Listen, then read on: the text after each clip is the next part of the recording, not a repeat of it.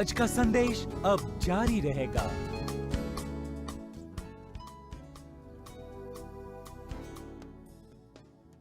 मैं आपसे एक सवाल पूछता हूँ, क्या ईसा मसीह आपको सुरक्षित रखने के लिए पर्याप्त हैं या आपको लगता है कि आपको कुछ और चाहिए? अब धर्म हमेशा ईसा मसीह के साथ जोड़ने की कोशिश करता है। मैं आपको यह बताने के लिए यहाँ हूँ कि ईसा मसीह पर्याप्त हैं। आप देखते हैं कि मसीह में आपकी अंतिम सुरक्षा आपके द्वारा किए गए किसी भी काम पर आधारित नहीं है या आप कभी भी करेंगे। यदि आप अभी भी इसके बारे में निश्चित नहीं हैं, तो अगले 30 मिनट के लिए मेरे साथ बने रहिए और आपको दिखाते हैं कि बाइबल में मसीह में आपके मोक्ष को प्राप्त करने और उसे बनाए रखने में क्या कहना है। तो सुनिए, बाइबल में, धर्म ग्रंथ में ये नहीं सिखाया जाता जो एक बार सुरक्षित है वो हमेशा सुरक्षित रहेगा। लेकिन ऐसे कई स्थान हैं जो इस संभावना की चर्चा करते हैं कि वे पुनः उत्पन्न हो सकते हैं और अपने मोक्ष को खो सकते हैं। इसलिए हमने आपको इब्रानिया अध्याय 6 चरण 4 में 6 के माध्यम से दिखाया है कि यह संभव है कि आप कर सकते हैं। हमने पिछले सप्ताह और इसके पहले के सप्ताह में इस बारे में बात की थी। आप अपने मोक्ष को पाप नहीं कर सकते, लेकिन आप इसे धर्म ग्रंथ के अनुसार त्याग सकते हैं।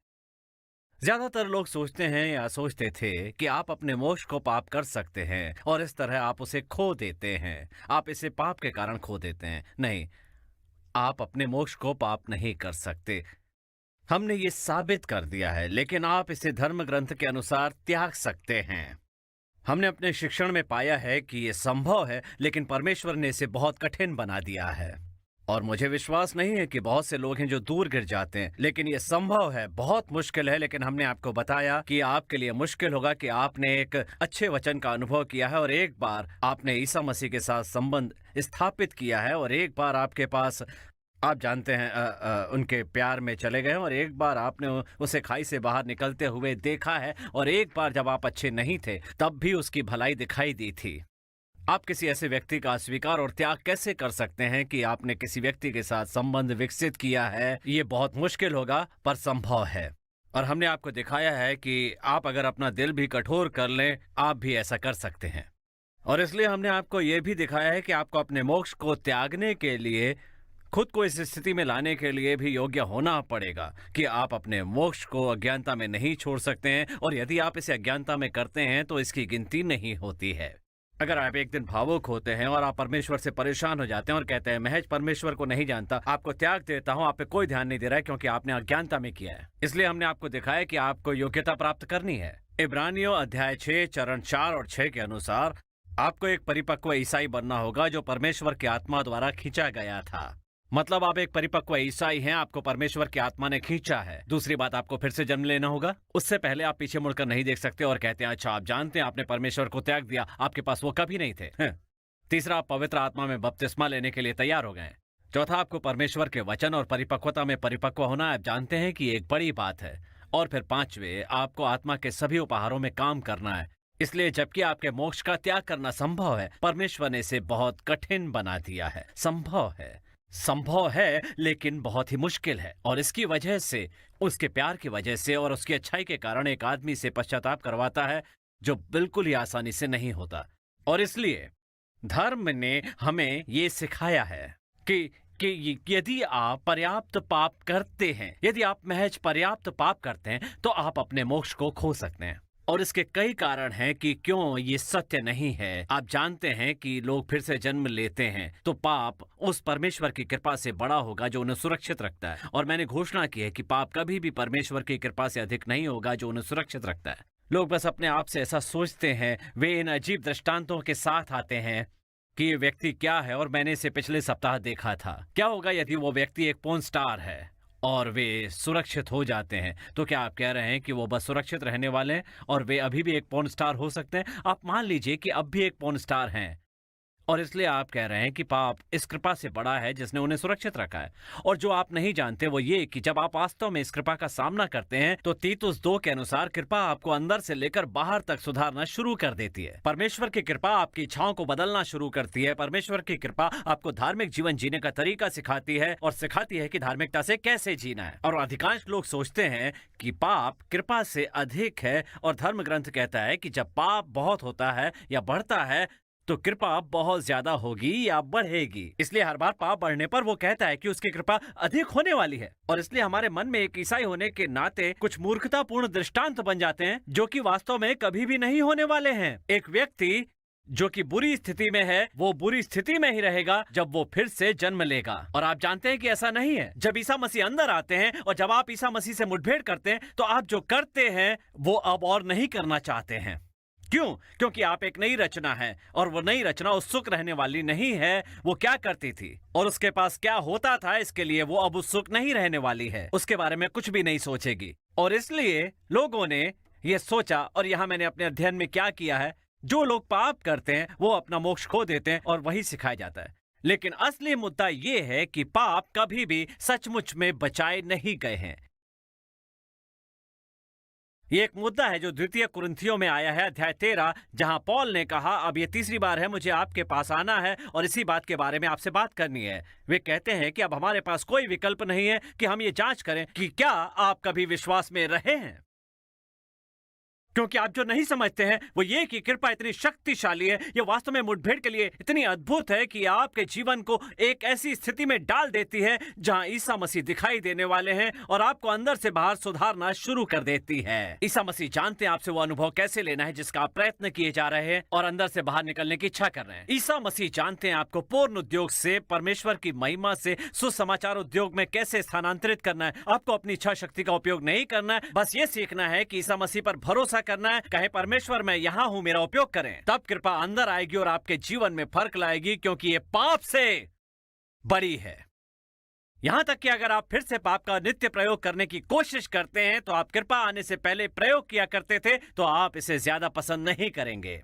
यदि आप धूम्रपान करने की कोशिश करते हैं जो आप ईसा मसीह को प्राप्त करने से पहले करते थे, तो जब ईसा मसीह आपके अंदर रहते हैं ये कार्य आप नहीं कर पाएंगे, कभी नहीं। आप जानने की कोशिश करेंगे कि इस काम में गलत क्या है। तंबाकू के साथ कुछ भी गलत नहीं है, आप बस उसके लिए नहीं बने हैं, ये याद रखिए। उसने आपको फिर से बनाया है और नए सिरे से बनाया है। परमेश्वर की महिमा है, आप याद रखिए। पाप कभी भी कृपा से बड़ा नहीं हो सकता। इसलिए हमें अपनी सोच बदलनी होगी, अपनी विश्वास प्रणाली को हमें बदलना होगा कि व्यक्ति सुरक्षित हो सकता है अगर वो सिर्फ पाप करता रहे और अपना मोक्ष खो दे। तो फिर बताइए क्या होगा? उस एक को नहीं जो वास्तव में ईसा मसीह का सामना करता है। आप वास्तव में यीशु मसीह से नहीं मिल सकते हैं और ना वहां रह सकते हैं। मैं अभी आपको बता रहा हूं, मैं किसी को नहीं जानता जिसने वास्तव में ईसा मसीह से मुलाकात की है और वहीं पर रह गया हो। कुएं पर महिला से पूछो, आप ईसा मसीह से नहीं मिल सकते हैं, न वहां रह सकते हैं। उसने अच्छी तरह से छोड़ दिया और कहा, जाओ और उस आदमी को देखो जिसने मुझे बताया कि मैं हमेशा जानता हूं और मैंने हमेशा किया है। मैं असलियत की बात कर रहा हूं। जब धर्म बीच में आता है और धर्म इन खेलों को खेलना शुरू कर देता है, तो मुद्दा यह नहीं है कि क्या मैं अपने मोक्ष को पाप नहीं कर सकता। असल में मुद्दा यह है कि क्या आप वास्तव में सुरक्षित रह पाए हैं। अच्छा, आपका मतलब क्या है? मैं प्रार्थना कक्ष में गया, मैंने कहा जो उन्होंने मुझे कहने के लिए कहा था। मैं ऊपर प्रार्थना कक्ष में गया, आपने मुझे कहा कि मैं नरक जा रहा था, जबकि मैं नरक में नहीं जाना चाहता था। लेकिन जब आप वास्तव में उसे अपना दिल दे देते हैं, उसे अंदर आने देते हैं और वो आपसे प्यार करने लगता है और आपका उस प्यार से सामना होता है और ये आपको बदल देता है, और फिर आप उस सामान को देखने लगते हैं जिसके आप हकदार नहीं थे।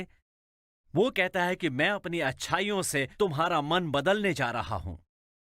मैं आपको बता रहा हूं, आप पहले क्या करते थे इस बारे में चिंतित नहीं होना है। ईसा मसीह पर भरोसा रखें। पड़ोसी से कहें वो ईसा मसीह पर भरोसा रखे। मेरे साथ जोर से कहिए, जब पाप बढ़ेगा तो कृपा अधिक बढ़ जाएगी और पाप कभी कृपा से आगे नहीं बढ़ पाएगा। मुझे लगता है कि यह सोचने का एक तरीका है जो चर्च में लंबे समय से है। यह सोचने का धार्मिक तरीका है कि हमें उस पर प्रहार करना होगा, हमें उस पर हमला करना है। जैसा कि हम इस श्रृंखला को जारी रखते हैं, क्या ईसा मसीह आपको सुरक्षित रखने के लिए पर्याप्त हैं? ईसा मसीह हमारे मोक्ष को बनाए रखने के लिए पर्याप्त हैं या हमें कुछ और जोड़ने की आवश्यकता है? क्योंकि हमेशा कुछ और जोड़ने की कोशिश कर रहे हैं। क्या ईसा मसीह हमारे लिए अपना मोक्ष बनाए रखने के लिए पर्याप्त हैं या हमें कुछ और जोड़ने की आवश्यकता है? मैं पिछले हफ्ते शिकागो में था जब मैं पढ़ रहा था कि तब मुझे रोक दिया गया और परमेश्वर का वचन आया और कहा कि ये ईसा मसीह और आप कभी नहीं होने वाले, क्योंकि ईसा मसीह को आपकी आवश्यकता नहीं है। ईसा मसीह को आपकी आवश्यकता नहीं है। ये कभी भी ईसा मसीह और आप नहीं बने, लेकिन ये हमेशा ईसा मसीह आप रहे हैं। आपको चुनना होगा। ईसा मसीह पर भरोसा करने के लिए चुनने जा रहे हैं या खुद पर भरोसा करने के लिए चुनना होगा? मैं ईसा मसीह पर भरोसा करना चाहता हूं। आमीन। इसलिए धर्म को हमेशा ईसा मसीह के साथ को जोड़ना है, वो कभी भी पर्याप्त नहीं है। आप उन्हें दिखाते हैं वचन क्या कहता है। हाँ, मैंने सुना है आपने क्या कहा था, लेकिन इस बारे में क्या है कि ईसा मसीह के साथ को जोड़ना है? ठीक है, प्रार्थना जानता हूं, पर ईसा मसीह के साथ जोड़ने की कोशिश तो कर रहा हूं। क्या ये मोक्ष के लिए पर्याप्त है या फिर हमें कुछ और भी जोड़ना है? बस यही जानना है कि हमें क्या जोड़ना है। अब धर्म ने हमें बार बार सिखाया है कि आपको ईसा मसीह के साथ कुछ जोड़ना है, और वास्तव में बहुत सारे धर्म ग्रंथ की गलत व्याख्या की गई है, और उनमें से 7 जो मैं शायद थोड़ा और अधिक देखने वाला हूं। हम देखेंगे कि पवित्र आत्मा क्या करती है और हमें क्या देखना है। इनमें से प्रत्येक मामले में मैं चाहता हूं कि आप ये निर्धारित करें कि ईसा मसीह पर्याप्त है। पिछले हफ्ते जहां छोड़ा था उसकी फिर से चर्चा करते हैं। संत यूहन्ना अध्याय 15 वचन 1 और 2 को देखें। संत यूहन्ना अध्याय 15 और चरण 1-2। और मैं जो ये सब दिखाने जा रहा हूं वो आपको व्याख्या के नियम सिखाता है। आपको पता चल गया है कि धर्म ग्रंथ किसके लिए लिखा गया है, वो किससे बोल रहा है। आपको धर्म ग्रंथ के संदर्भ के बारे में पता चल गया और आपको जो भी मुद्दा है उसे परिभाषित करने की अनुमति मिल गई है। इसे संदर्भ से बाहर नहीं उठा सकते, नहीं मान सकते कि संदर्भ क्या कहता है। कभी कभी आपको खोजने के लिए थोड़ा पढ़ना पड़ता है जिससे पता चले धर्म ग्रंथ का अर्थ क्या है, और वही मैं आज सुबह करने जा रहा हूं। तो यूहन्ना 15:1, आइए पढ़ते हैं चरण 1 और जोर से एक साथ चरण 1 और 2। सच्ची दाखलता में हूं और मेरा पिता किसान है। जो डाली मुझ में है और नहीं फलती उसे वो काट डालता है, और जो फलती है उसे वो छांटता है ताकि और फले। अब पहली नजर में ये कैसा लग रहा है? यदि हम फल धारण नहीं करते तो हमें काट कर निकाला जा सकता है। मूल रूप से वही आप वहां देख रहे हैं, यही हमें सिखाया गया है, और धर्म ने भी हमें यही सिखाया है कि यदि आप फल धारण नहीं करते तो हमें काट कर निकाला जा सकता है। और इसलिए आप जानते हैं बाइबल ने स्पष्ट कर दिया है कि वो बेल है और हम शाखाएं हैं। अब शाखा पे जो कुछ भी है वो सब सिर्फ प्रदर्शन है जो बेल ने निर्मित किया है। हम कुछ भी नहीं बनाते हैं, हम शाखा हैं। जो बेल निर्माण करता है वो फल हम धारण करते हैं, और फिर बेल से काट के निकालने पे शाखा जीवित रह सकती है क्या? नहीं, इसका कोई जीवन नहीं है। ठीक, तो मेरा मतलब है कि पहली नजर में मेरा मतलब है, चलो आप जानते हैं कि जो डाली मुझ में है और नहीं फलती है उसे वो काट डालता है। खैर, एक मिनट रुकिए। यदि ईसा मसीह वो बेल है, उसने मुझे काट दिया है, तो इसका मतलब है कि मैं अब सुरक्षित नहीं हूं। तो जो लोग मानते हैं कि पाप ही कारण है जिससे आप अपना मोक्ष खो सकते हैं, तेजी से वे इस धर्म ग्रंथ का उपयोग करने वाले हैं, और जो वे पूरे के पूरे समय का उपयोग करते हैं। ओ मानव, आप काटे जा रहे हो क्योंकि आपने कोई फल धारण नहीं किया था, और वो बेल जो फलती है वो उसे छांटता है ताकि और फले। और यदि आप बहुत प्रकृति और परमेश्वर के चरित्र को नहीं समझते हैं तो आप इस तरह की चीजों को पढ़ेंगे। कुछ पुराने उपदेशक उठेंगे जो कि कृपा और सच्चाई को नहीं समझते हैं। कुछ उपदेशक उठेंगे जिनके आसन माउंट सियोन की बजाय माउंट सिनाई के नीचे हैं। उन्होंने अपना आसन स्थानांतरित नहीं किया है। देखिए, मैंने अपना आसन माउंट सिनाई से माउंट सियोन पे स्थानांतरित कर दिया है। तब आप इसे समझ नहीं पाएंगे, और इसलिए मुझे पता था कि यह परमेश्वर नहीं था। इसे पढ़ते हुए मैं जानता हूं कि उनका स्वभाव नहीं है, क्योंकि धर्म ग्रंथ कहता है कि कमजोरों की दुर्बलताओं को सहन करो। तो अगर मैं उस दृष्टिकोण के साथ पंक्तिबद्ध होने जा रहा हूं और वहां उस आदमी को कह रहा है जो फल धारण नहीं करता है वो उसे काट रहा है, वो भी ईसा मसीह की तरह प्रतीत नहीं होता है। आप फल नहीं दे रहे हो तो आपको काट रहा हूं, ये ईसा मसीह की तरह तो नहीं लगता। सोचिए, हम नए मसीहा के लिए क्या करेंगे जो कई महीनों के लिए आया है और वो सुरक्षित है, लेकिन वो धैर्य का फल नहीं धारण कर रहा है, वो विश्वास का फल धारण नहीं कर रहा है। क्या हम उसे चर्च से बाहर निकाल दें और उसे बताएं, आपको पता है कि कई महीने हो गए हैं, आप फल धारण नहीं कर सकते, इसलिए चले जाइए? नहीं। तो बताइए हम क्या करेंगे? उसे परिपक्व ईसाइयों के साथ रखेंगे और तब तक धारण करने देंगे जब तक वो कुछ फल धारण नहीं कर लेता है। आमीन। आपकी दादी ने क्या किया था? आपको याद है जब आपकी दादी ने, जब किसी ने दादी का पौधा तोड़ा और पौधा, तो उन्होंने पतली डंडी तोड़ ली थी और दादी ने क्या किया था? क्या किया था याद है? उन्होंने उसे पानी में डाल दिया था। अगर वो नहीं टूटती तो वो उसे धारण कर लेती, वो उसे बांध लेती। एक छड़ी वहां रखो वहां पे और उसे बांध दो। उसे तब तक मदद करें जब तक वो करने में सक्षम हो जो उसे करना है। इसलिए मुझे अच्छी तरह पता था कि आपको क्या करने की जरूरत है। आइए मूल ग्रीक पर जाएं और देखें कि क्या अनुवाद में कुछ खो गया था। और मैंने इस ग्रीक शब्द को स्ट्रॉन्ग की तालिका में देखा था, आपके पास भी है, आप भी उसे देख सकते हैं। तो ग्रीक शब्द एरो, जो AIRO लिखा जाता है, यहाँ एक ग्रीक शब्द है जहां ये कहता है कि जो डाली मुझ में है और नहीं फलती उसे वो काट डालता है। क्या इसका यही अर्थ है? इसका अर्थ है कि वो ऊपर उठाएगा, वो उसे धारण करेगा, वो उसकी सहायता करेगा और समर्थन करेगा जब तक कि वो सक्षम नहीं हो जाता। तो ईसा मसीह ने नहीं कहा कि वो आपको काट देने वाला है। उसने कहा कि मुझ में कोई भी शाखा यदि फल नहीं दे रही है तो आपको धारण करवाऊंगा, आपको ऊपर उठा लूंगा जब तक आप कुछ फल धारण करने में सक्षम नहीं हो जाते। वो आगे बढ़ता और कहता है कि अच्छा है, हर शाखा जो फल देती है वो उसे शुद्ध करने जा रहा है। ओ तो ठीक है। इस ईसाई को किस चीज से शुद्ध होने की आवश्यकता है? दो चीजें, धर्म और कानून और कृपा का मिश्रण। मैं आपको धर्म से शुद्ध करने वाला हूं, जो आपको सिखाता है कि परमेश्वर आपको काट देगा, कि परमेश्वर आपको सजा देगा, कि परमेश्वर आपको न्याय देने वाला है। और मैं भी आपको इसी से शुद्ध करने जा रहा हूं। मैं आपको कानून और कृपा के मिश्रण से शुद्ध करने जा रहा हूं, ताकि कृपा का सुसमाचार आपको और अधिक फल ला सके। मेरे पास वर्ल्ड चेंजर्स चर्च बनाने की घोषणा है। हमें छटाई के मौसम के अंत में इसका अधिकार है। अपने स्वयं के व्यक्तिगत जीवन को देखें और आप चकित हो रहे हैं कि गति वृद्धि कहां है, फल कहां है। मैं आपको बता रहा हूं, परमेश्वर ने आपके जीवन में कुछ वर्षों में कुछ फल देखे हैं, लेकिन जब से हम आपको कृपा सिखा रहे हैं वो आपकी छटाई कर रहा है और वो आपको शुद्ध कर रहा है। क्यों? छटाई का मौसम खत्म होने के बाद बड़ी उपज होती है और मैं परमेश्वर की कृपा से होने वाली छटाई के परिणाम स्वरूप आपके जीवन में बहुत बढ़िया विकास होने की एक बड़ी भविष्यवाणी करता हूं। परमेश्वर आपके जीवन में सर्वश्रेष्ठ करने वाले हैं। वो अभी तक ऐसा नहीं कर पाया क्योंकि धर्म और मिश्रण आपको दबाए हुए थे। धर्म और मिश्रण के दबाव के कारण ही वो अब तक ऐसा नहीं कर पाया था। हर एक अच्छा किसान जानता है कि जब घास पात आता है तो किसी को जाना ही है और घास पात की छटाई करनी है ताकि अच्छी फसल आ सके। किसी ने चिल्लाया, बहुत बढ़िया उपज। तो यही होने वाला है, तैयार रहिए। आप सोचते हैं आपने अतीत में कुछ फल का भेदन किया था, आपने अभी कुछ भी नहीं देखा है। ये फल बड़े पुराने अंगूरों की तरह उगने वाला है। परमेश्वर की महिमा है और आप कहने वाले हैं क्या हो रहा है? आप तराशे गए हैं। धर्म आपको नहीं रोक सकता, मिश्रण आपको नहीं रोक सकता है। तो उन्होंने मिश्रण के बारे में क्या कहा? जब आप ठंडे थे या फिर आप गर्म थे, मिश्रण आपको मुंह से बाहर निकाल रहा था। मिश्रण के साथ चीजें नहीं हो सकती, इसलिए वो छटाई करके बाहर निकाल रहा था। वो उपयोग कर रहा है आपको प्रसन्न करने के लिए, आपको शुद्ध करने के लिए, कृपा के संदेश के लिए, ताकि आप बेहतर, तेज और बेहतर मजबूत फल विकसित कर सकें, जैसा पहले कभी नहीं किया था। मैं ईसा मसीह के नाम पर आपके जीवन पर बात करता हूं। आमीन। परमेश्वर की प्रशंसा करो। अब कल्पना कीजिए कि क्या आपने पूरे समय ईसा मसीह के बारे में ऐसा सोचा होगा, और हम में से अधिकांश ने, मुझे पता है कि ऐसा सोचा होगा कि वो मुझे काट रहा है और मैं मरने वाला हूं। नहीं।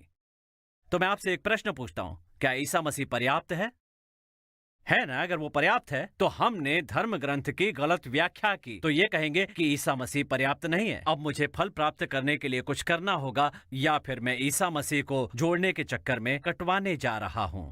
ईसा मसीह पर्याप्त है। आमीन। अब इसे एक इब्रानियों अध्याय 10 और चरण 26 पर गौर करें। इब्रानियों अध्याय चरण और वचन 26। अब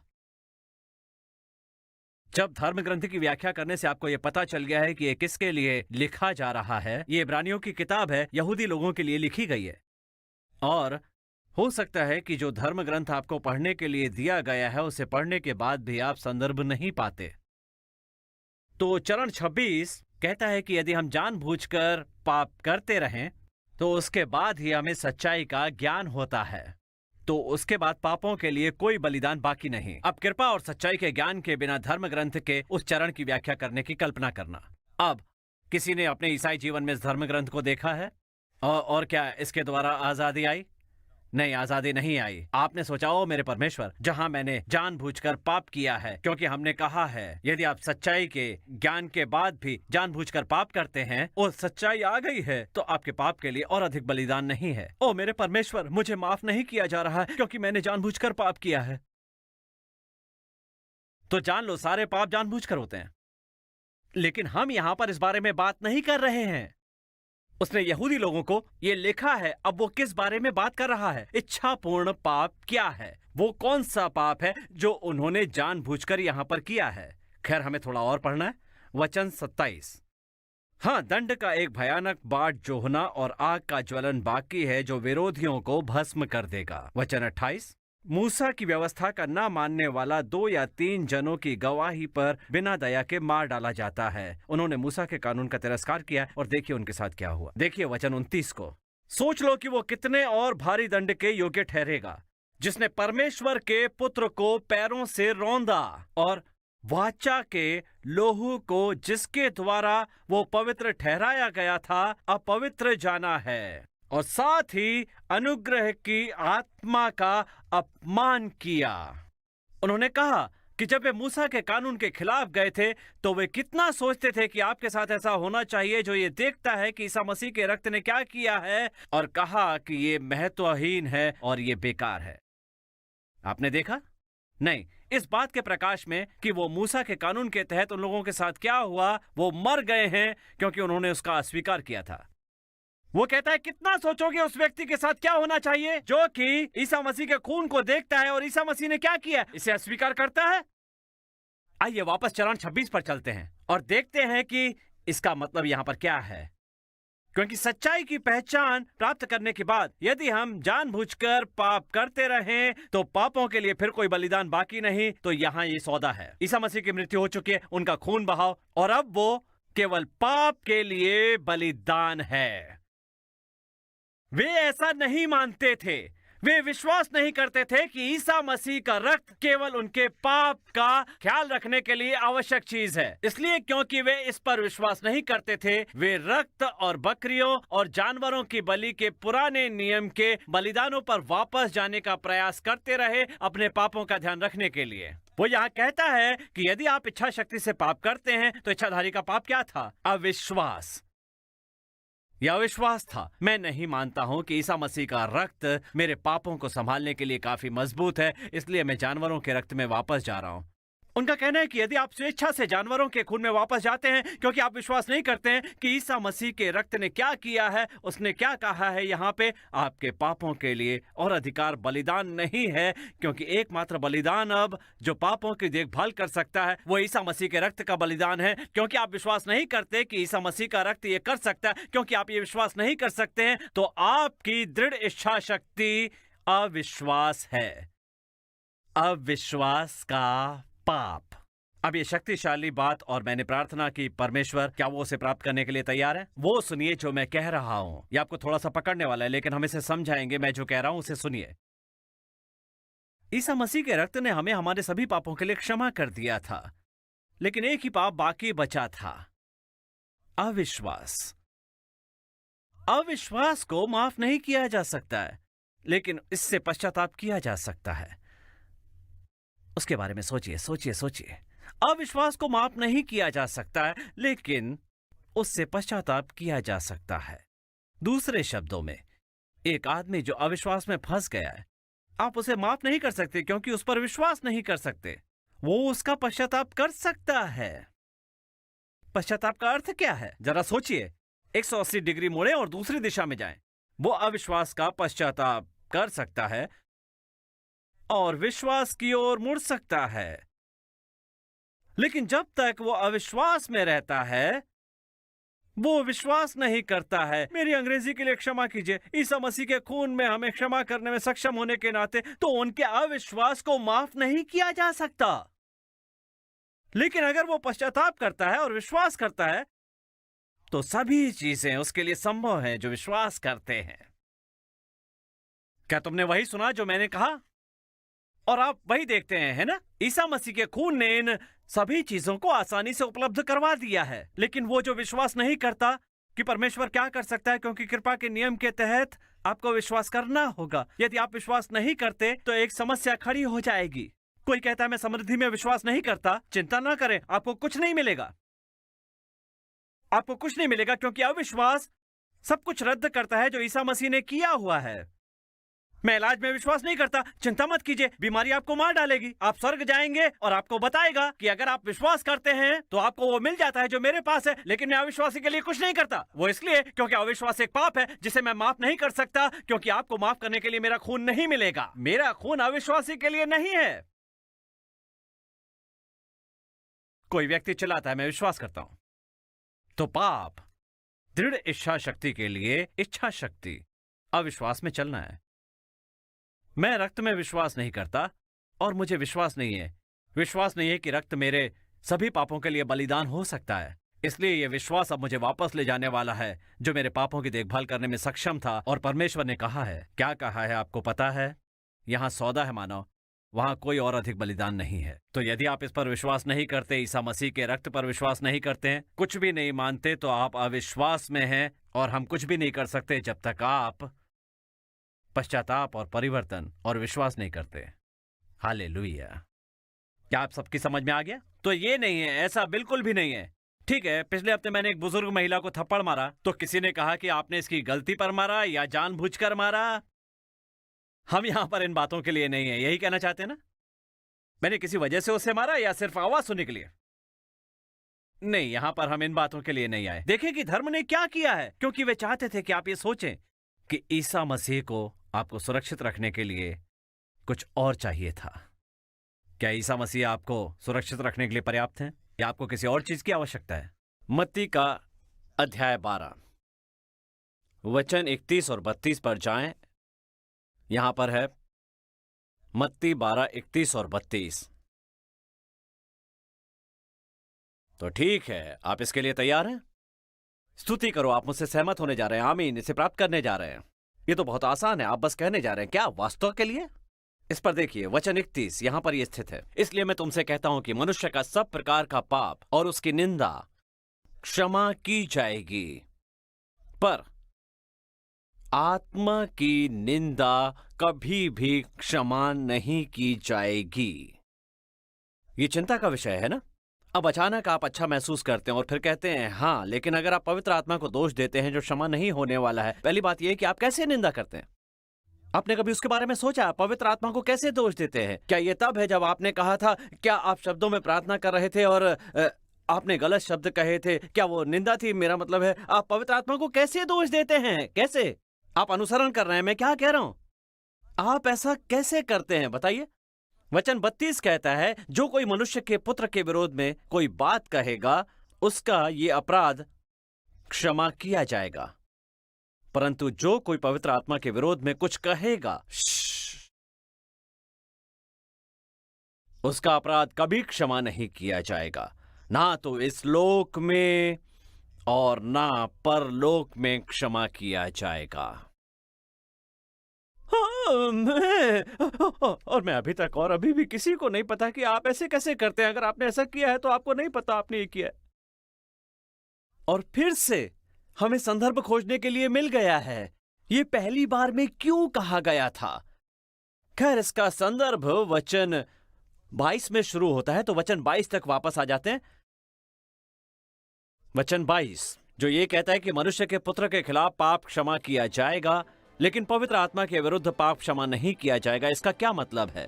खैर, संदर्भ खोजने दें। वचन 22, उसके पास लाए ईसा मसीह की बात। ओह प्रिय परमेश्वर, तब लोग एक अंधे गूंगे को जिसमें दुष्टात्मा थी उसके पास लेकर आए और उसने उसे अच्छा किया। कोई कहता है वो मेरे ईसा मसीह। आमीन।